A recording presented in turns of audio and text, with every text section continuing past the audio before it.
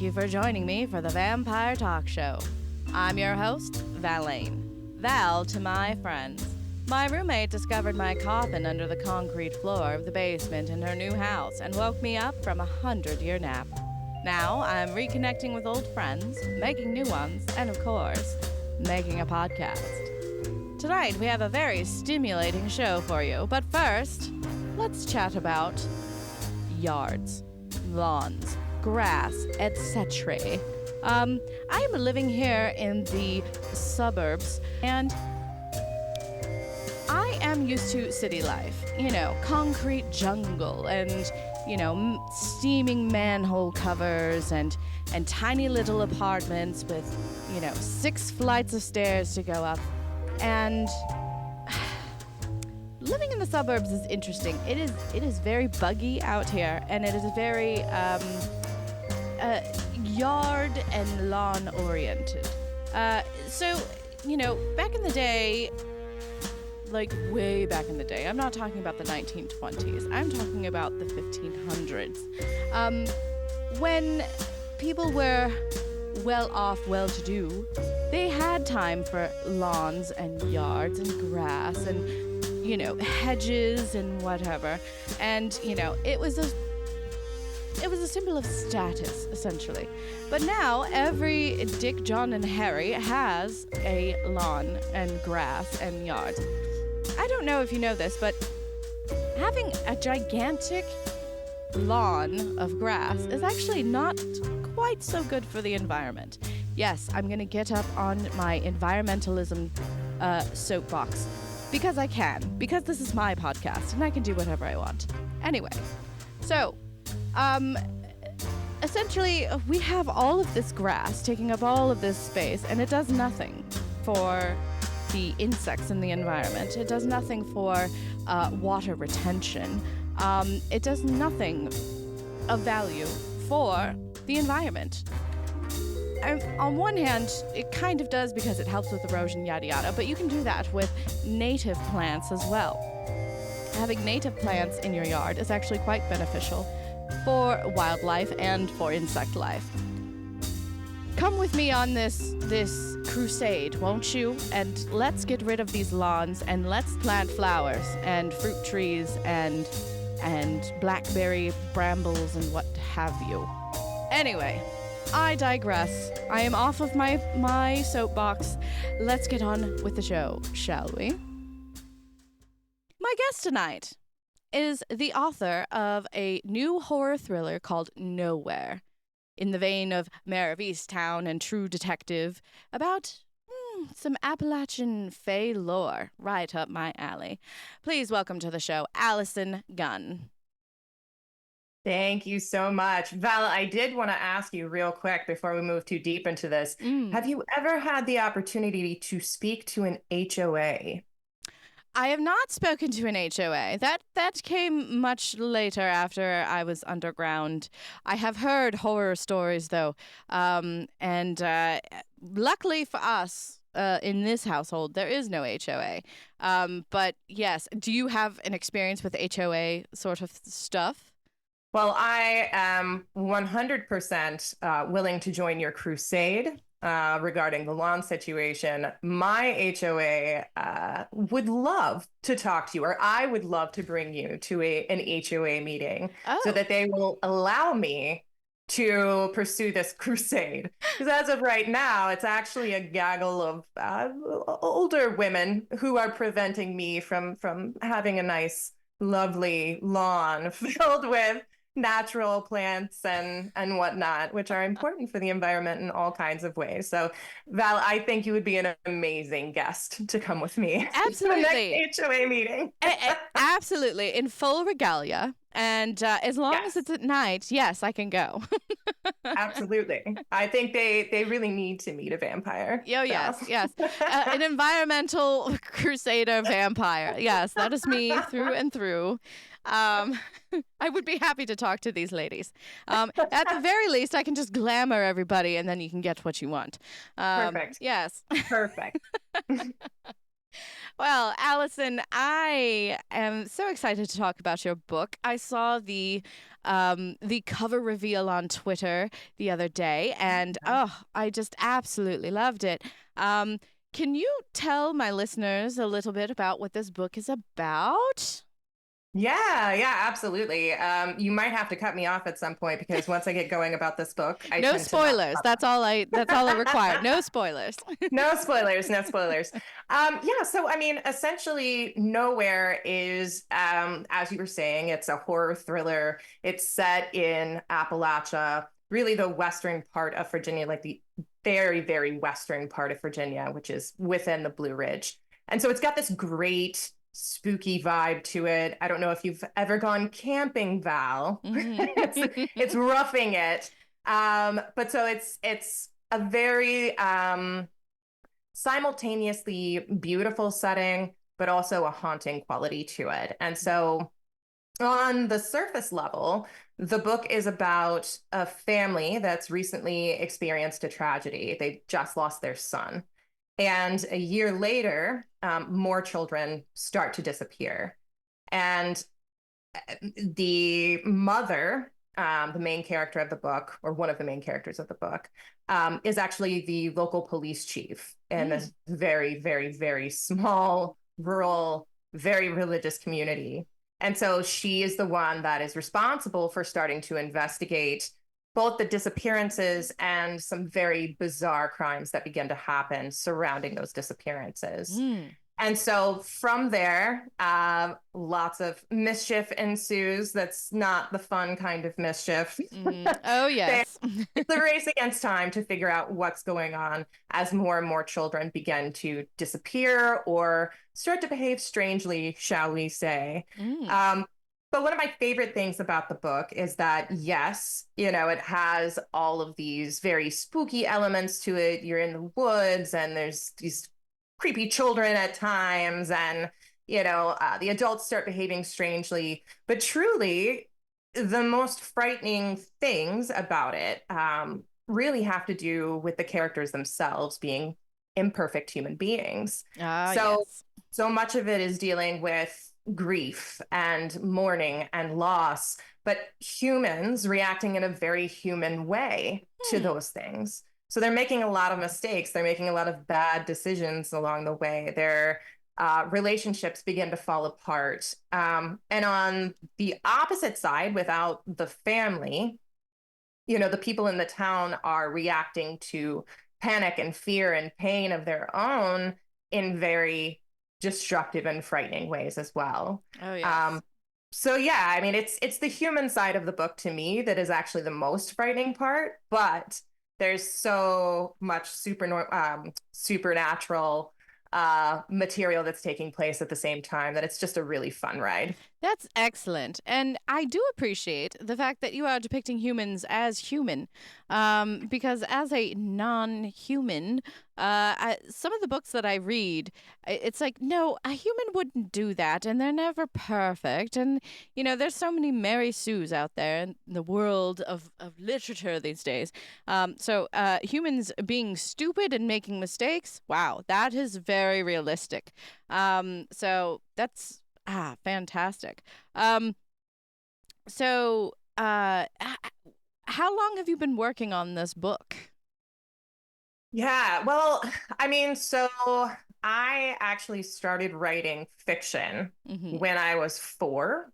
It was an excellent short story, I must say, a serialized uh, short story saga about Candy, the private investigator.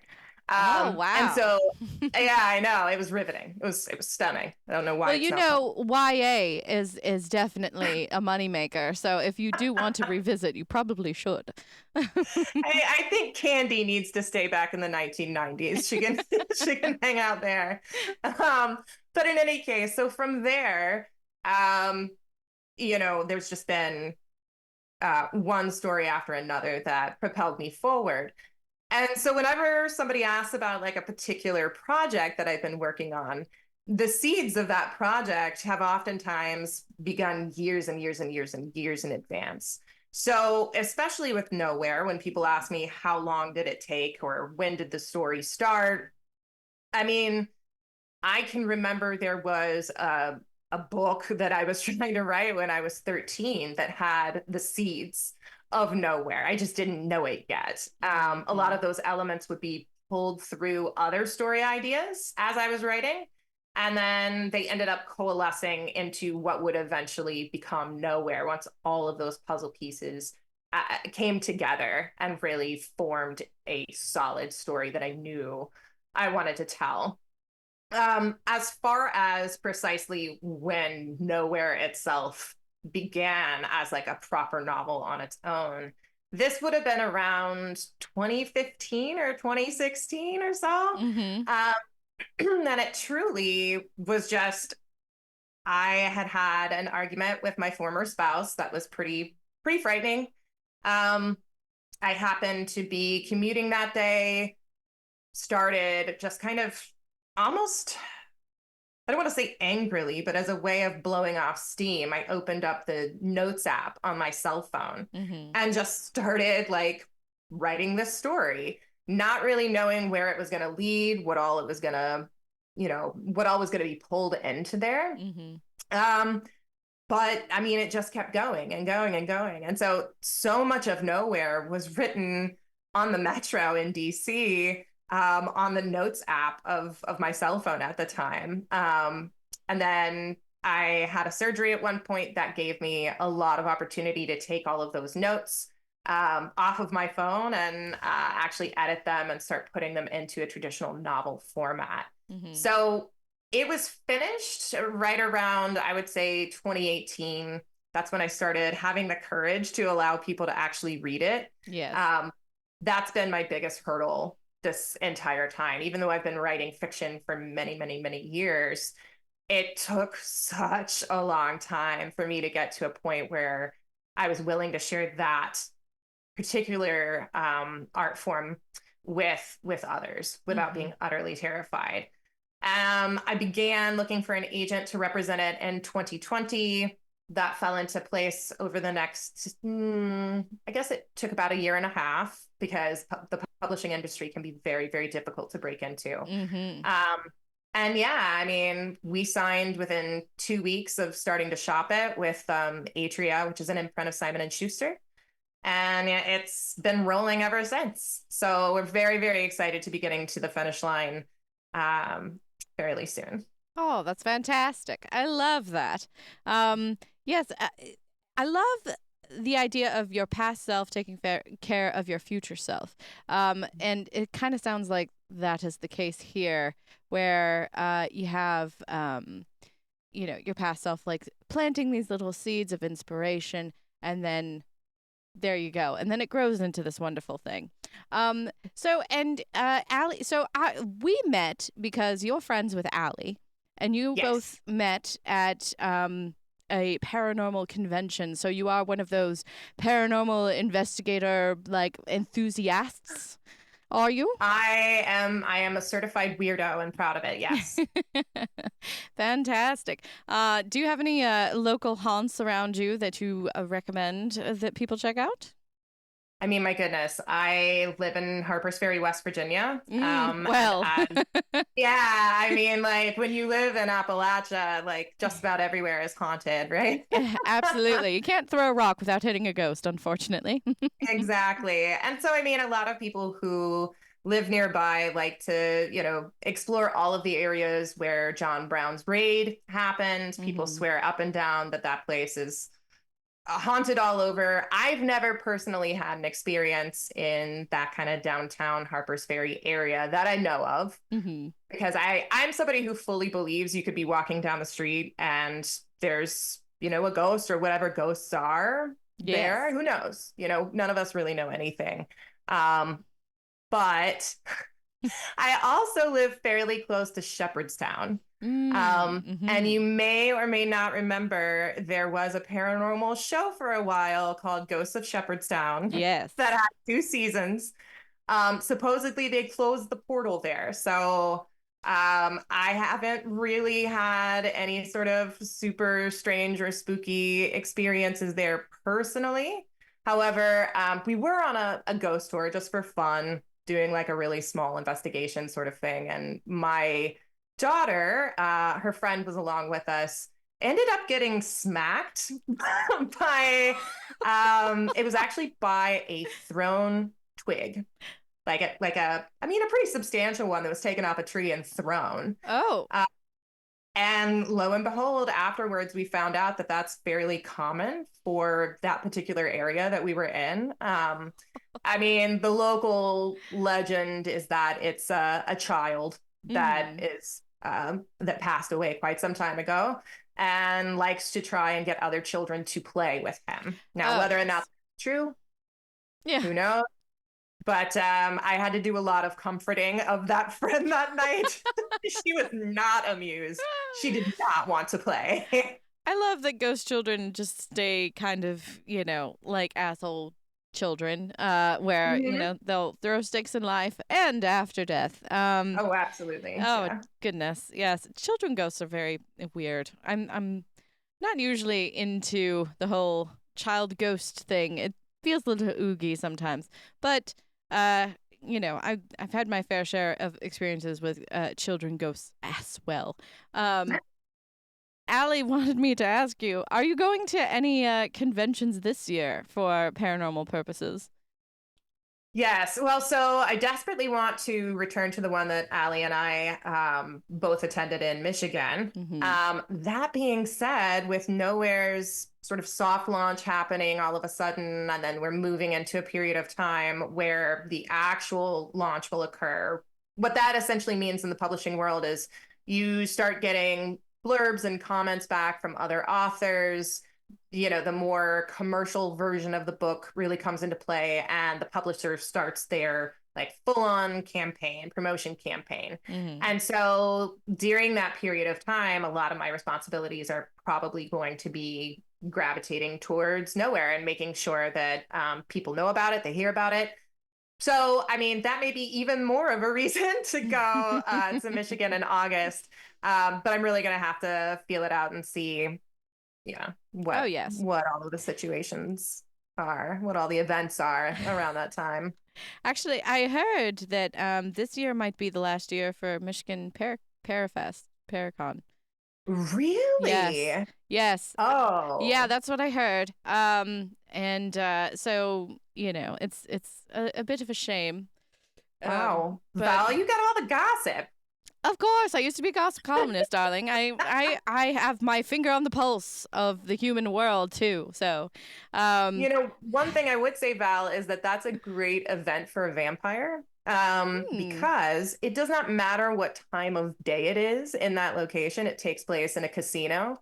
You will never know that sunlight does not enter that casino. You are essentially cut off from the rest of the world. It's like a gigantic coffin that I can drink and smoke in. I love that.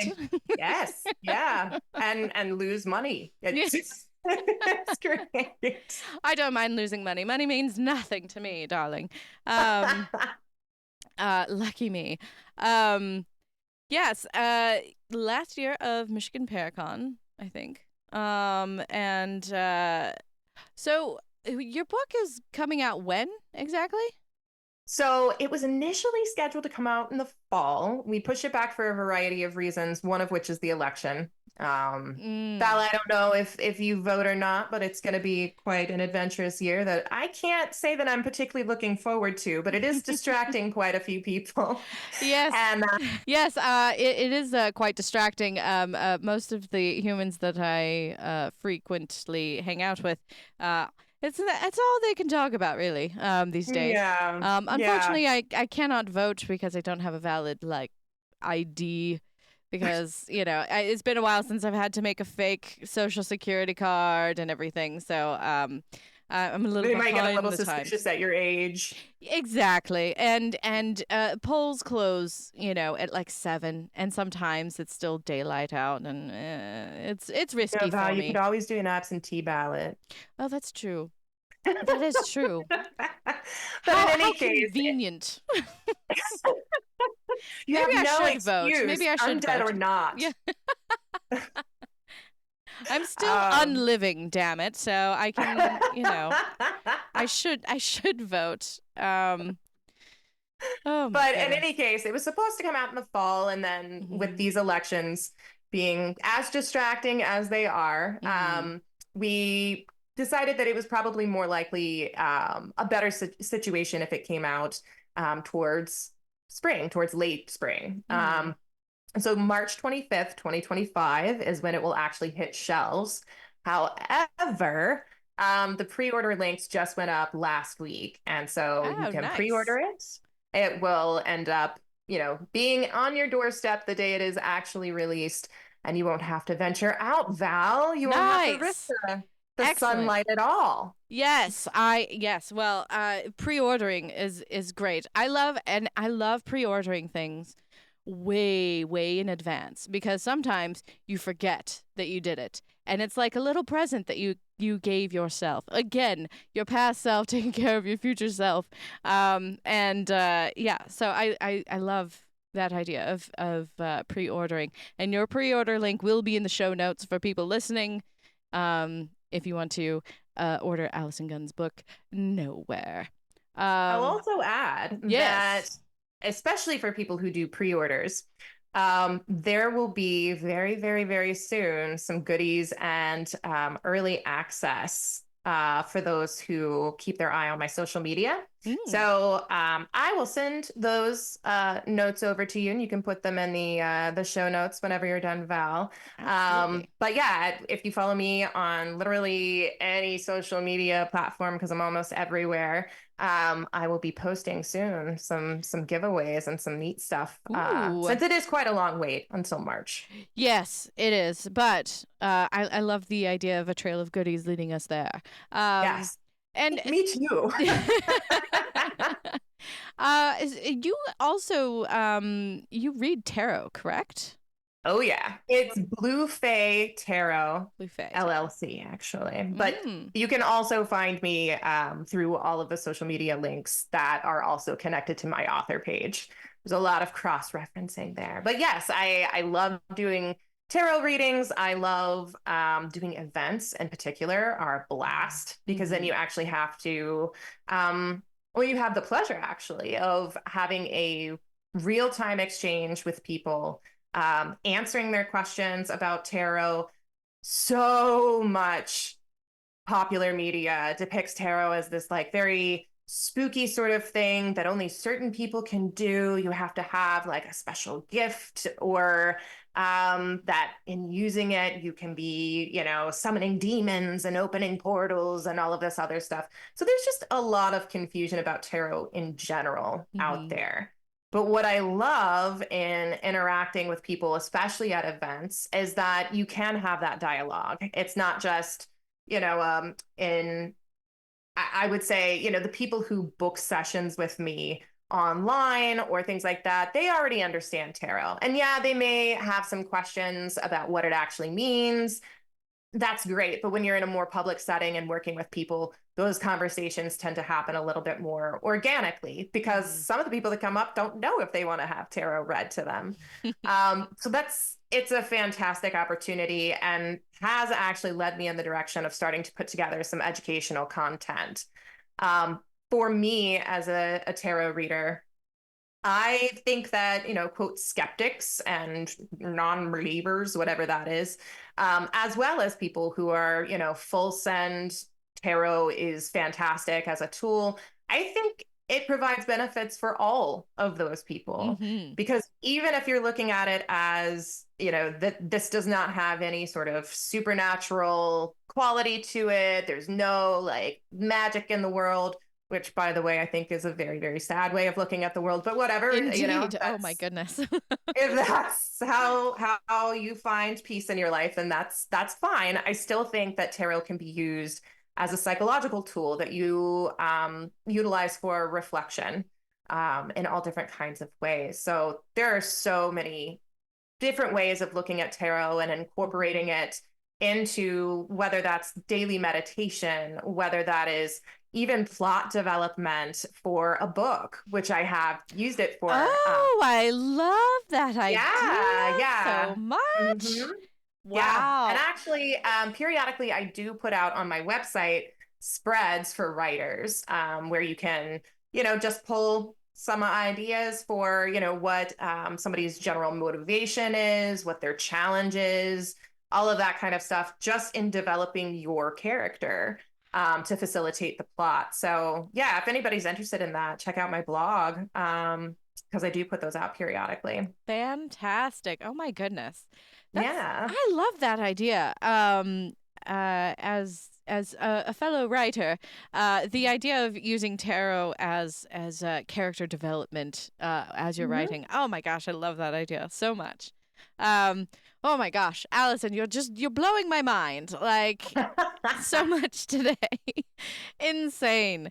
Um, so, is there, because I have had a card stalking me for a little bit, it seems, for the past few weeks. Do you have a card that stalks you? Like, do you do readings for yourself regularly or Oh, play yeah. around with your decks and everything? So, is there a card that has been popping up recently that has been speaking? I definitely go through seasons where certain cards will pick up, like, will just reappear over and over and over again, Mm-hmm. whether I'm using one deck or a completely different deck or whatever it is, like those archetypes will continue to appear. But it tends to be in like little segments of my life. Mm-hmm. So for a while, the Hanged Man was one that kept popping up over and over and over Hmm. again. The Hierophant was there constantly for about, I would say, almost 2 years. The Hierophant was following me around. And Wow. then for about the past year, the Suit of Swords has been just everywhere in my readings, which Ooh, I was that's a a bit little scary. nervous about. Yeah. Swords are very aggressive. Yes, they are. Of all the suits, yeah, I find them to be the most aggressive, but Mm-hmm. the Queen of Swords in particular. Mm. And when she first started popping up, I thought to myself, like, oh no, oh no, I don't want to be the Queen of Swords. I don't, is this a warning or is this encouragement? What does this Mm-hmm. mean? But definitely over the past year, it's made sense. There are both good and bad things about, I mean, everything in life, but especially those archetypes. Mm-hmm. And I love it when a card kind of, well, as you describe it, stalks you Mm-hmm. because you do really return to it and reflect on it and what's, the positive side of this card, what's the negative side of this card, if you want to view it that way. Oh yes.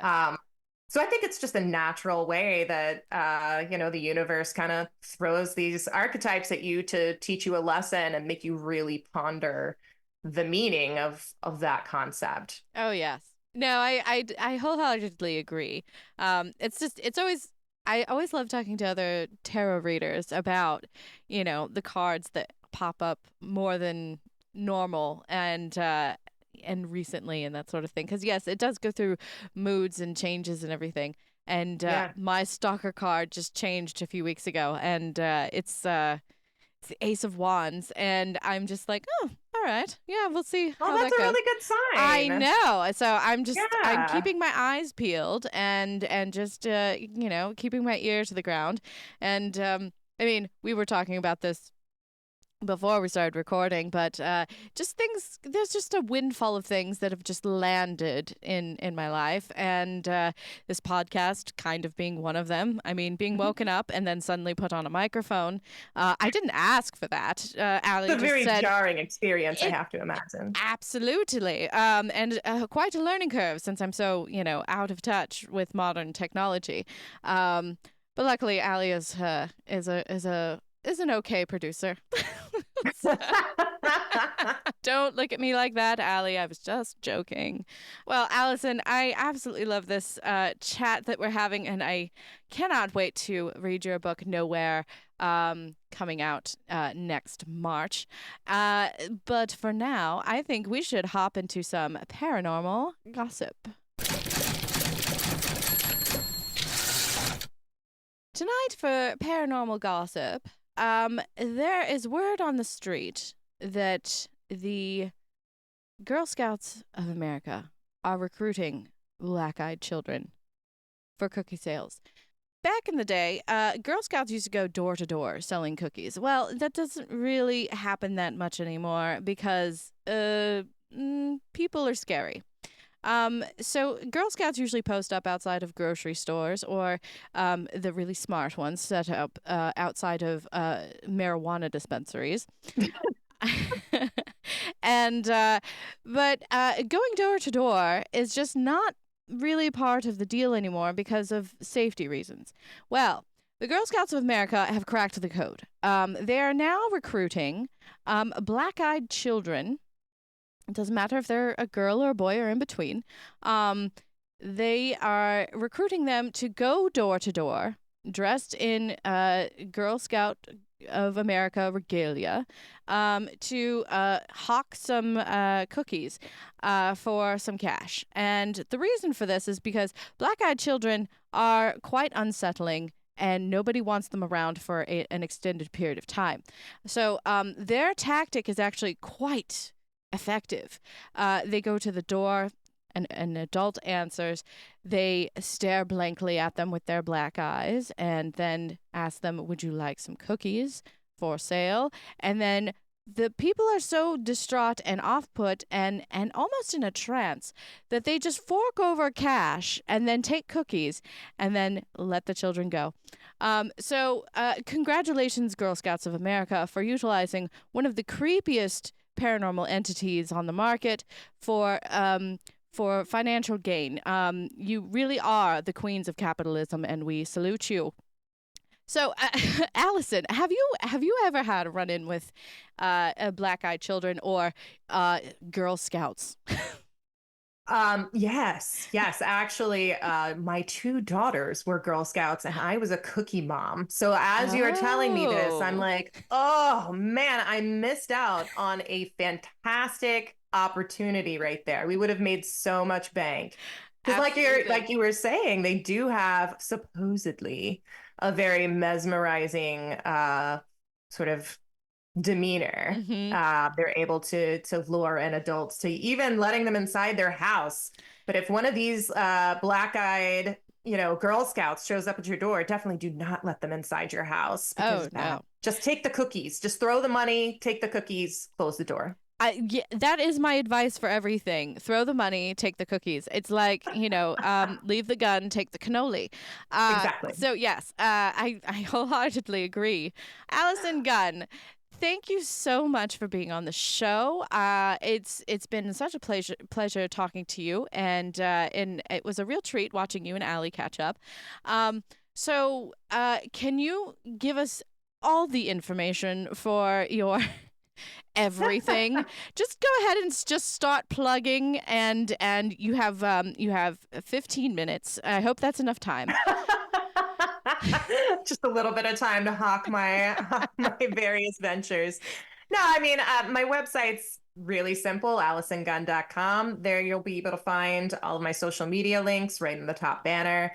I'm on Instagram, Twitter, or X, or whatever the hell we're calling it now, TikTok, Goodreads. That's a big one for authors right now. If you're into Goodreads, make sure you follow me. That helps boost sales. It also shows Simon & Schuster how much interest there is in the book preliminarily. So that is helpful. Also, you can pre-order Nowhere from Simon & Schuster's website. Again, I will have Val put that into the show links. Absolutely. But, I believe it's simonschuster.com/nowhere. So not a difficult one to find if you don't want to read the show notes. But yeah, that is me. Also, if you ever just want to talk tarot and you don't like horror or whatever, if you're just looking to talk to somebody about tarot, I'm happy to do that any day, all day. I'm here for you. Yay. Oh, I love that. Well, thank you, Allison, for being on the show. And I hope you come back, especially after the book comes out, and we can discuss. Maybe we'll have a little book club episode and discuss. That would be amazing. Thank you so much for having me on the show. That's all for tonight, kiddies. And remember, embrace the dark, the strange, and unusual. It just may embrace you back. Please consider becoming a Patreon member of the show. You can be a Baby Bat Sticker Club member where you get stickers every month, or you can be a Tarot Speakeasy member where you can get a tarot reading and tarot cards sent to you every month. Please subscribe on patreon.com/The Vampire Talk Show. This has been an Opus Nox Media production. To find out more, go to opusnoxmedia.com.